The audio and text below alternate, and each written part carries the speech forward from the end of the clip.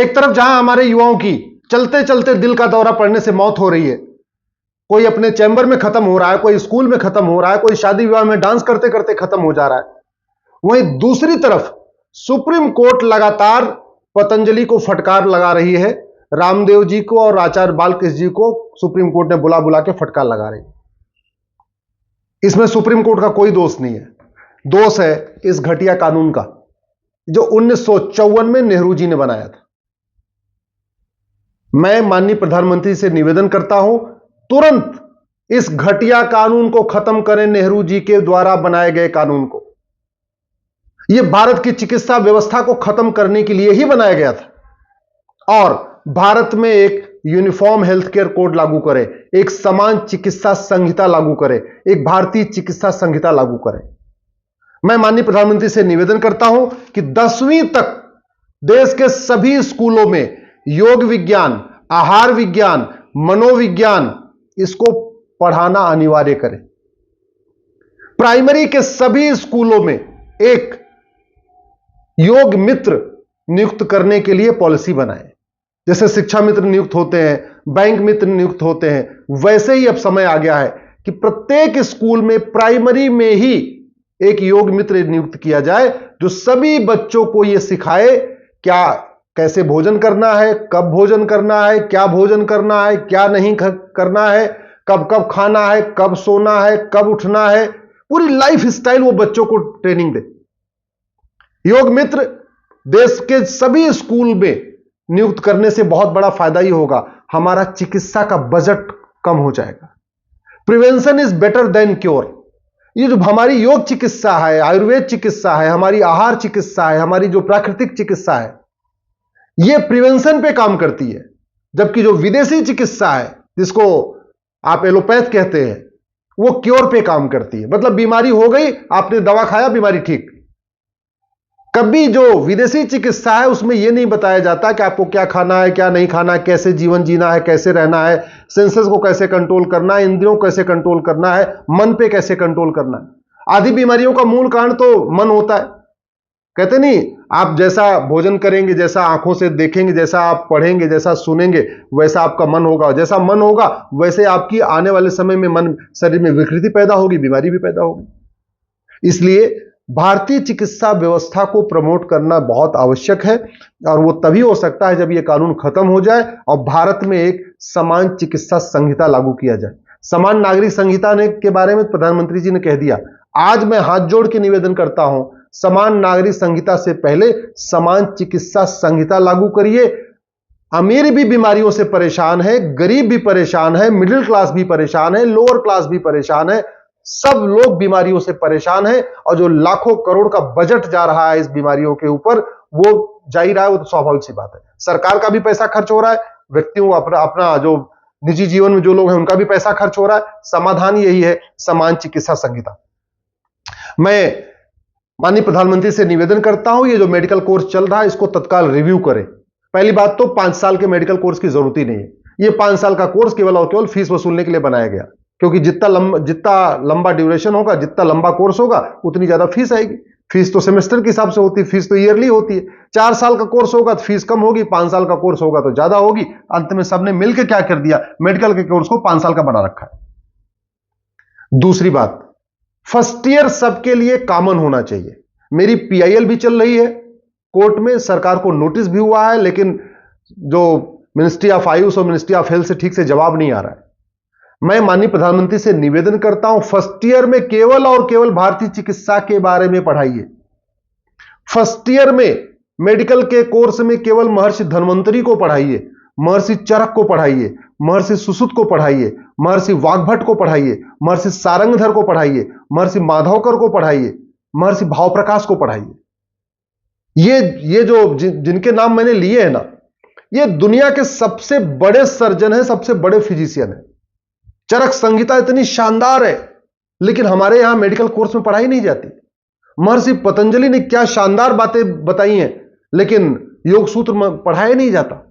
तो सबसे आवश्यक यह हो गया है कि मेडिकल, वो चाहे उसको एलोपैथी में जाना हो, चाहे होम्योपैथी में जाना है, चाहे नेचुरोपैथी में जाना, चाहे आयुर्वेद में जाना, जो कोई भी डॉक्टर बनना हो, फर्स्ट ईयर कॉमन होना चाहिए। जैसे लॉ में फर्स्ट ईयर सबका कॉमन होता है, एमबीबीएस में फर्स्ट ईयर, अपना एमबीए में फर्स्ट ईयर सबका कॉमन होता है, वैसे ही मेडिकल के कोर्स में भी फर्स्ट ईयर कॉमन होना चाहिए और केवल भारतीय चिकित्सा, योग चिकित्सा, आहार चिकित्सा, इसके बारे में ही पढ़ाना चाहिए। मैं माननीय प्रधानमंत्री से निवेदन करता हूं, अगर भारतीय चिकित्सा का प्रचार प्रसार करना है तो सबसे पहले जो नेताओं के नाम पे हॉस्पिटल बने हैं ना, इनको बदलिए। हमारे देश में इतने महान चिकित्सक हुए, उनके नाम पे हॉस्पिटल नहीं है, उनके नाम पे सड़कें नहीं है, उनके नाम पे कुछ है ही नहीं है, उनको लोग जानते ही नहीं है। भाई जितने भारत के एम्स हैं उनका नाम नेताओं पे क्यों होना चाहिए? एम्स, जितने बड़े एम्स है, या जैसे सफदरजंग है, वो डॉक्टर नहीं था फिर भी सफदरजंग हॉस्पिटल है। राम मनोहर लोहिया हॉस्पिटल, लोहिया जी डॉक्टर नहीं थे फिर भी राम मनोहर लोहिया हॉस्पिटल।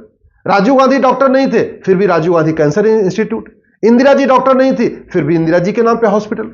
जवाहरलाल जी कोई डॉक्टर नहीं थे फिर भी उनके नाम पे हॉस्पिटल। और कितने दुख की बात है कि दुनिया के जो सर्वश्रेष्ठ डॉक्टर हमारे पास थे, उनके नाम पे कोई हॉस्पिटल नहीं है, उनके नाम पे कोई मेडिकल कॉलेज नहीं है। न महर्षि धन्वंतरी के नाम पे कोई हॉस्पिटल मेडिकल कॉलेज, न महर्षि चरक के नाम पे हॉस्पिटल मेडिकल कॉलेज, न महर्षि सुश्रुत के नाम पे हॉस्पिटल मेडिकल कॉलेज, न महर्षि सारंगधर के नाम पे हॉस्पिटल मेडिकल कॉलेज, न महर्षि माधवकर के नाम पे हॉस्पिटल मेडिकल कॉलेज, न महर्षि वाग्भट के नाम पे हॉस्पिटल मेडिकल कॉलेज, न महर्षि भावप्रकाश के नाम पे मेडिकल हॉस्पिटल कॉलेज, न महर्षि पतंजलि के नाम पे मेडिकल हॉस्पिटल कॉलेज। अगर वास्तव में इस भारत की चिकित्सा व्यवस्था को बढ़ाना है तो सबसे पहले हॉस्पिटल और मेडिकल कॉलेजों का नाम हमारे ऋषियों महर्षियों पे होना चाहिए। महर्षि अंगिरा, महर्षि याज्ञवल्क्य, महर्षि अक्षपाद, महर्षि रैक, महर्षि अगस्त्य, महर्षि लोमस, महर्षि अग्निवेश, महर्षि वशिष्ठ, महर्षि अजातशत्रु, महर्षि वात्सायन, महर्षि अत्रि, महर्षि वामदेव, महर्षि अष्टावक्र, महर्षि वाल्मीकि, महर्षि आत्रेय, महर्षि विश्रवा, महर्षि कण्व, महर्षि विश्वामित्र, महर्षि कपिल, महर्षि व्यास, महर्षि कश्यप, महर्षि वैशंपायन, महर्षि कात्यायन, महर्षि सर्वभंग, महर्षि कृपाचार्य, महर्षि सुखदेव, महर्षि गर्ग, महर्षि सत्यकाम, महर्षि गोभिला, महर्षि जाबाल, महर्षि गौड़पाद, महर्षि सुतीक्ष, महर्षि च्यवन, महर्षि सुमंत, महर्षि जमदग्नि, महर्षि जैमिनी, महर्षि मरीच, महर्षि दत्तात्रेय, महर्षि अंगिरस, महर्षि दधीच, महर्षि पुलह, महर्षि देवल, महर्षि क्रतु, महर्षि धौम्य, महर्षि सुनक, महर्षि कड़ाद, महर्षि पराशर, महर्षि भास्कराचार्य, महर्षि पुलस, महर्षि चरक, महर्षि भारद्वाज, महर्षि करदम, महर्षि भरूच, महर्षि भृगु, महर्षि गौतम, महर्षि बौद्धायन, महर्षि मैत्रायण। इतने हमारे बड़े बड़े ऋषि महर्षि हुए, उनके नाम पे ना कोई मेडिकल कॉलेज है, ना कोई हॉस्पिटल है। बस पॉलिटिकल पार्टियां अपने अपने हिसाब से अपने अपने नेताओं के हॉस्पिटल खोल रही हैं, जबकि उनका इलाज से कोई लेना देना नहीं था।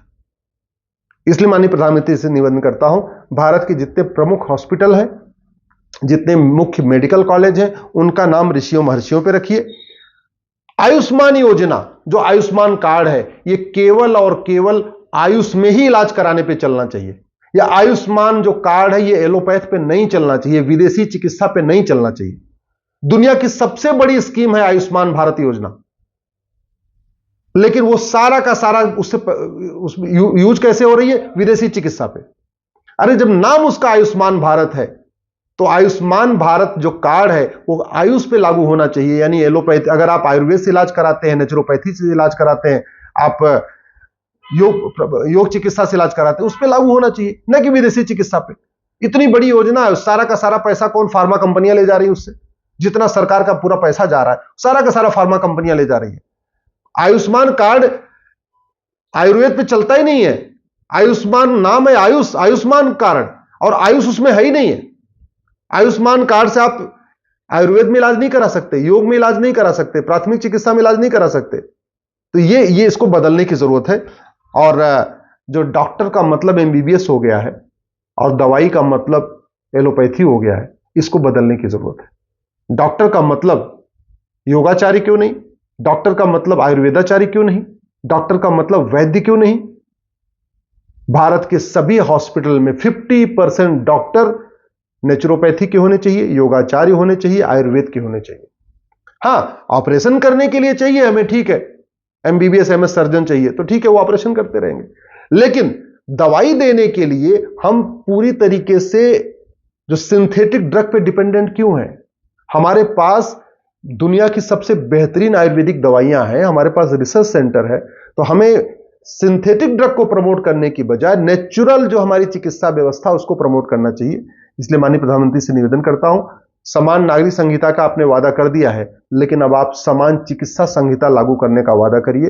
भारतीय चिकित्सा संहिता बनाइए, उससे इतनी सारी जो इतनी मौतें हो रही हैं, चलते चलते मौत हो रही, इतनी बीमारियां होती जा रही हैं, हर परिवार में लोग बीमारी से परेशान है। उस बीमारी का एक ही समाधान है, भारतीय चिकित्सा संहिता।